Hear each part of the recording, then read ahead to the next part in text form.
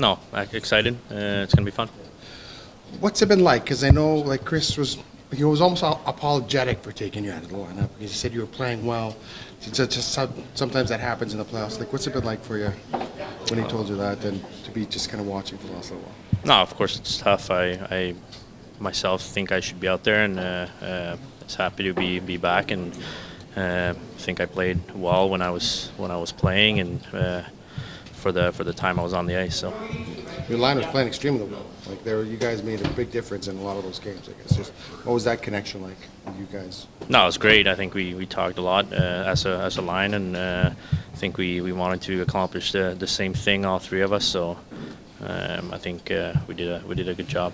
Victor, could you maybe talk about two separate components while sitting out? One, understanding why you maybe had to sit out, and just what we saw from the group while you were there, and then two, how much that also springs your motivation, because you're a competitive guy, you're a fiery guy. We know how good you can be at this time of year. So maybe just the balance between those two aspects. No, I guess they wanted to make a change, and that's what they did, and that's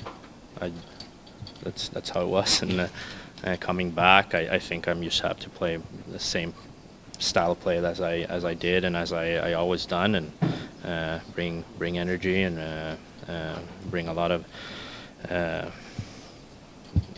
pucks to the net and bodies to the net and forecheck and play good defensively. So yeah. Kapanen and Stetcher said how when they came in, it was that first game. There's lots of emotion and they're flying around. You kind of sense it in a way. It's you'll feel the same, and it's almost like you said he got shot out of a cannon those first few shifts. Yeah, of course. But I think I play that way every single shift and every single game I play. So I think it's going to be no difference today, and it'd be fun to be out there. Mentally, what's it like when you know you're playing well and yet they want to make a change for whatever sake, whatever reason, tactically or whatever? What's it like for a player to kind of realize that it's not necessarily your fault you're not playing? I think that's the toughest part of our job, and especially when you're doing everything right and trying to bring something to the team with the role you have. So for sure, hard. Victor, against Vegas, they were the best rush team. You guys really shut them down. Dallas is second best, have shut them down. From when you were playing and then watching, what's impressed you most about the group's ability to limit chances off the rush? No, that's just hard work, I think, and being smart and just effort level coming back and effort level staying above pucks and staying above bodies. So I think we've done a great job of that. Chris talked about your speed and versatility as an asset here. How are you going to use your speed to counteract the designate? You're just going to skate. That's it. It's a deep team. I mean, you've got guys not playing that have multiple digit goals, 15, 16 goals, that sort of thing. You know that with the sign here, but I guess it's a good thing, when you've got the level of options that you have up front. Yeah, obviously, and then we have the top end talent. So we gotta everybody bring that and bring our game. What would you kind of say about your mindset heading into those games and why you think you're able to buckle down in those nerves? Yeah, I think a lot of those situations are backs. We're against the wall if you're looking back over the last few years. But I think as series go on, our team just continues to buckle down and find that killer instinct. I think that's for us. We've been very good at building series and coming out, especially later in series, and finding a way to take a hold of them. And we're gonna have to try to do that tonight. As a player, do you notice that you're different now in those situations than you were as a young Darnell nurse in that? Yeah, I think it's all experience, right? I think with anything, with the playoffs and later rounds and everything, as the more and more that you have that experience, you just play. You're not thinking about anything else. You just go out there and enjoy the moment, and you're able to play your capabilities. And I think for our group, the more we put ourselves through these situations, the better we've been, just because we're more comfortable. Did you learn more from series that you didn't win as a younger player than the series that you have won over the last few years? What taught you more? I think that's hard to say because each presents a different. There's there's obviously when you lose the ones you're crushed, and you go back and you probably analyze a lot of it and how you can be better. And the ones that you win in some of the fashions that we've won some of our series, it's been, having that belief in the resilience of our group and having that belief that we're never down and out. So they both present different lessons. I think I would honestly say I've probably learned equally the way that we've played these series up. The play with Rupe, what happened on that play with Rupe? How did you see it? I was just backing up to the net, and I got shot in the back, and I think it was just natural reaction. It's probably a play that everyone in this room, whether you're a net front guy or D-man, probably happens a dozen to 2 dozen times in a year. And unfortunate, they wasn't must have got him in a bad spot, and you don't want to go out there and hurt anyone. But it was just one of those plays that happens so often. Down Dallas's rush chances. The last 2 games, you guys haven't given up a rush. You've given up some chances, but not any goals. Can you kind of talk about what has been the key to you guys kind of limiting their opportunities on the rush? I mean, they obviously have a lot of skill, so they feed off of transition game and obviously their rush looks and they capitalize on them. So I think so far we've done a really good job of our forwards tracking back and putting pressure onto them in the neutral zone, and then our D have had amazing gaps. So that's obviously key, something that we have to continue. Left side, second row, Jason. Hey guys, if you wanted to be a Dallas forward, no, I'm kidding. Can you talk, Leon, about the fact that your team is 16-2 in games 4 to 7? As the series goes along, you guys think maybe that gets more important. You guys have really dominated that in the last 2 years under Chris Knopp. Maybe it's adjustments. What is it that later in the series has allowed you, regardless of who you play, to be very successful? I think that our team likes those moments. I think we like to put ourselves in good situations in those games, and if we're not in a good spot in the series, then we like to push through it and get ourselves back into it. So obviously, that's a great record. Looking to continue that tonight. Left side, front row, Derek. Exactly. There's series going to be ebbs and flows, and they got to make pushes, and you guys got to make pushes. But when they've made a push, you guys seem to have been able to handle it, whether it's good goaltending or just solid defensive structure. Is that just a maturity thing of being able to know that they're going to come at you, but you just got to kind of survive some of those moments? Yeah, I mean that's the playoffs. It's ebbs and flows within games. When your goalie's playing like that, it makes it a lot easier to kind of control momentum, and I think also with the crowd that helps too. I think that's home ice advantage, being able to limit their momentum and then push back. I think that's the game of hockey in the playoffs, is just teams pushing back and whoever can capitalize. And obviously last game we were able to do it. Left side, second row, Ryan. Leon, you guys have had good teams for a few years here, but is it a little bit unique this year in that, if somebody's not available, you got a, 16, 17 goal scorer ready to come in. You've got options, and they aren't necessarily guys that just come in and play on the fourth line. I mean, you got guys that can come in and play kind of anywhere. Is that unique and speaks to your depth? Yeah, I think our depth is as good as any in the league. Like you said, we have had good teams, but I would probably say depth-wise, this is probably as deep as we've been since I've been here. It's a luxury to have. That's what good teams have. You have guys. I think we get a lot of guys that can just play in any situation, and I think that gives Nobber a lot of options, right? Like, Arvy's coming in, you can play him on the third line, you can play him on the first line. Like, it doesn't matter. He knows how to play in every situation, and I think that we have a lot of guys that are just capable of playing anywhere up and down the lineup. Left side, standing Pierre.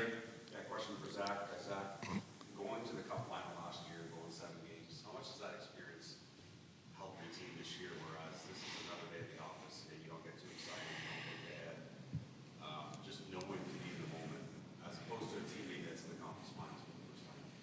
Yeah, I think most teams that win go through a lot of series, right? They go through a lot of different adversities and challenges, and I think this group that we've put together here, the core guys, since I've signed here, we've always been kind of knocking at the door, and last year was the closest we got, obviously. So I think every year, every series you win or lose, you gain experience from, and you can be more comfortable in situations like this, in high-pressure situations.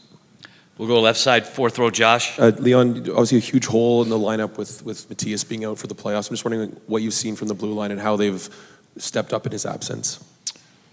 I mean, I think our blue line has been amazing. That's another thing where depth comes into play, right? We got 7, 8 defensemen that are all capable of playing whatever role you need them to play, whatever minutes you need them to play. Obviously, we're all looking forward to getting Eki back whenever that is.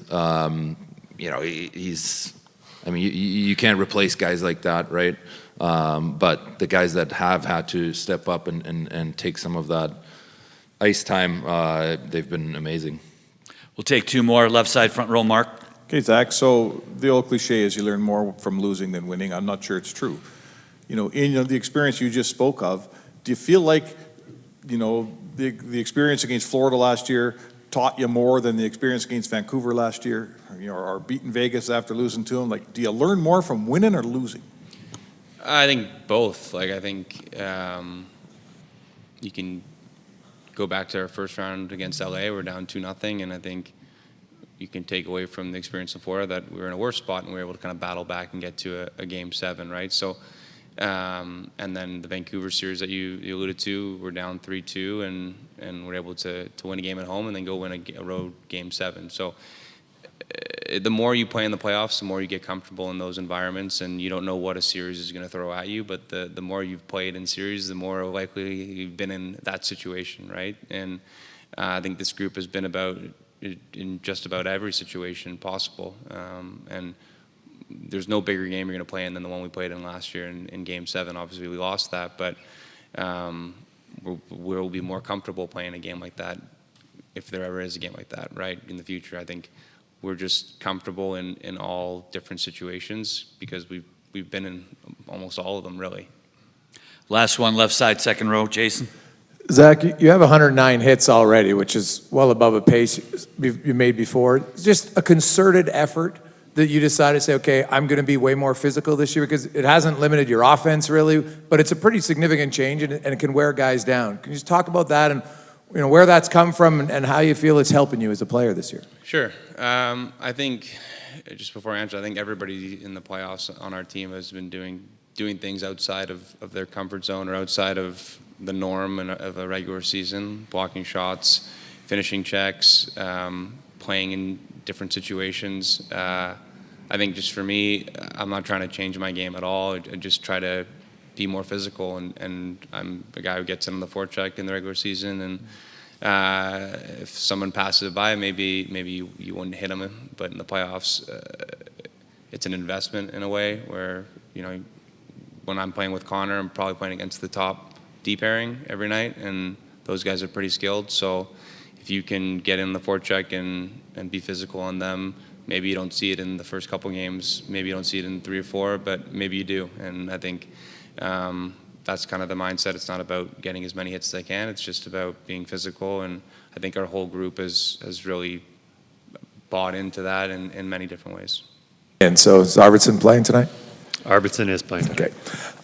You look at your team so far in this series, 9-3, outscoring Dallas 5-on-5. You've talked about the need to limit them off the rush. They've only had 1 goal.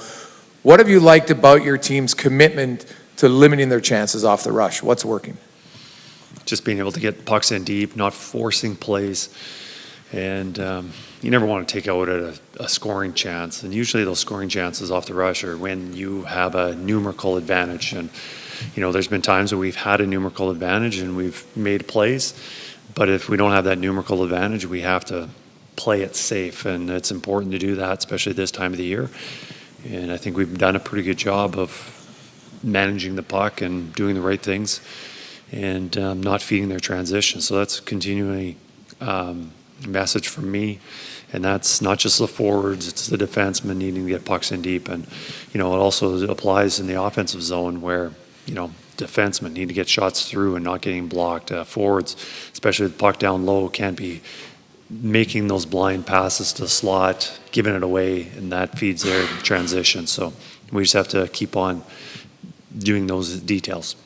Left side, front row, Derek. Hey, Chris. Just going back to Victor, he comes in, he signs a free agent contract, he plays most of the season for you, and then the playoffs come, and he wasn't playing poorly, as you had said. How tough is that conversation with him to say, you're not playing poorly, but we got to take you out of the lineup, and also, what do you expect out of him tonight?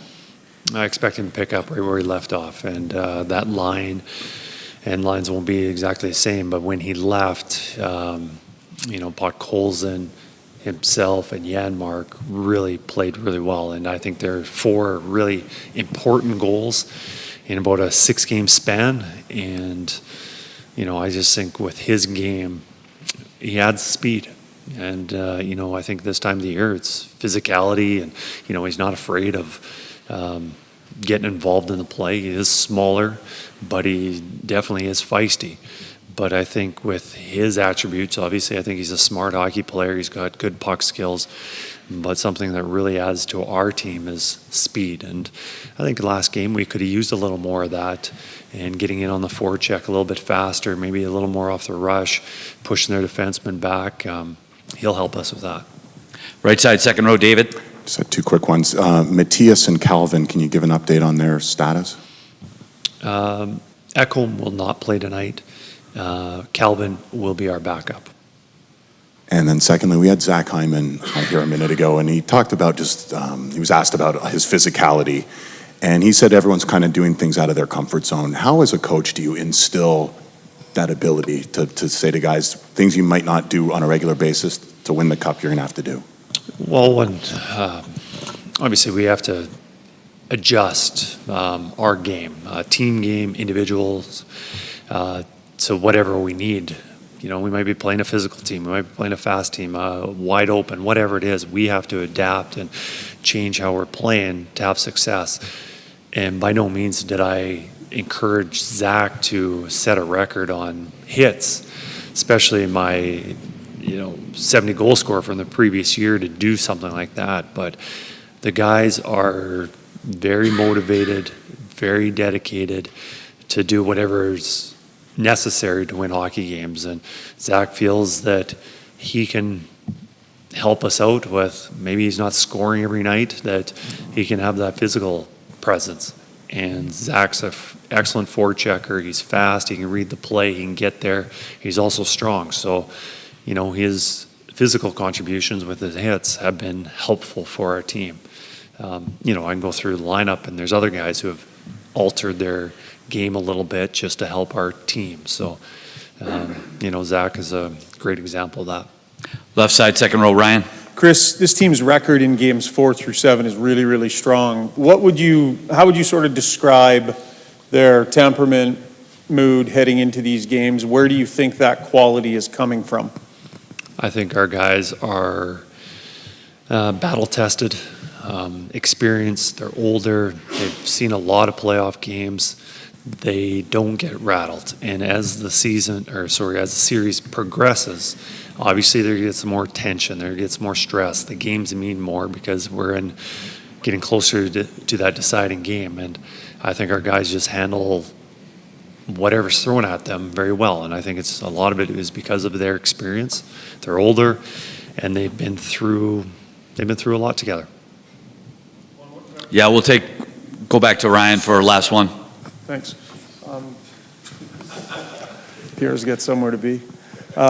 Just on your lines, I know you're not going to tell us, but you get away from Draisaitl and McDavid on separate lines, and you get some results there late in that game. So, what's your thought process heading into this one about did you feel the need for some significant change after that second period in the last game, or you think you'll leave things closer to the same? Well, in the third period, I liked our game was much better in the third period than it was in the second period. That being said, I think we can still have success with the way our lines were in the second period, and we don't have to go to the third. But with Arvidsson coming in, we have some different combinations that we can do, and we have guys that have worked well. Arvidsson's played really well and a lot of time with Draisaitl. He's also played a lot lately, the last month or so, with Janmark. So we can have some options there. But yeah, we're still figuring it out.